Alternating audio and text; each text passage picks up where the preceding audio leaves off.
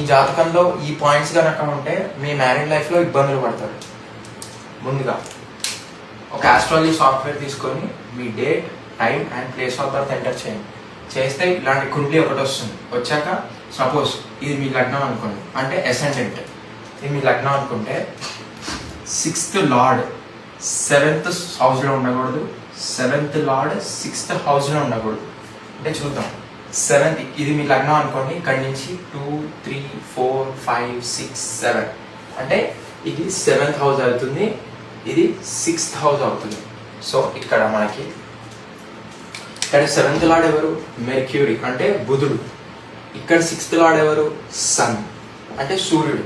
ఇప్పుడు బుధుడు ఇక్కడ ఉండకూడదు, లేదా సూర్యుడు 7th హౌస్లో ఉండకూడదు. ఇలా ఉంటే ఇబ్బందులు పడతారు. నెక్స్ట్ 8th లార్డ్ 7th హౌస్లో ఉండకూడదు, 7th లార్డ్ 8th హౌస్లో ఉండకూడదు. అంటే ఇక్కడ ఇది 7 కదా, ఇది 8th హౌస్ అవుతుంది. 8th హౌస్ లార్డ్ ఎవరు? వీనస్ అంటే శుక్రుడు.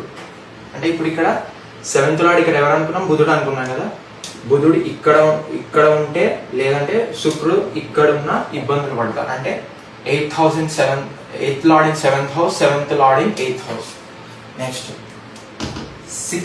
6th and 7th houses in same sign. అంటే సేమ్ సైన్ అంటే ఈ 7th అనుకున్నాం, ఈ 6th 7th అనుకున్నాం కదా. కేపీ సిస్టంలో మనకి అప్పుడప్పుడు చూసుకుంటే ఇక్కడే 6th అండ్ ఇక్కడే 7th హౌస్ పడితే, ఇట్లా ఒకే సైన్లో 6th అండ్ 7th హౌసెస్ పడితే ఇబ్బందులు పడతారు.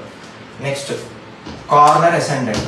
కార్నర్ అసెండెంట్ ఆర్ కార్నర్ లగ్నం. అంటే ఇక్కడ మాట్లాడుకున్నాం కదా మనం, మీ లగ్నం ఇక్కడ కానీ, ఇక్కడ కానీ, ఇక్కడ కానీ, ఇక్కడ కానీ లగ్నం పడితే ఏడో స్థానం అధిపతి బాధకుడు అవుతాడు. సో మీ మ్యారీడ్ లైఫ్లో సాటిస్ఫాక్షన్ ఇంకా ఇబ్బందులు, సాటిస్ఫాక్షన్ ఉండకపోవడం అండ్ ఇబ్బందులు పడతారు.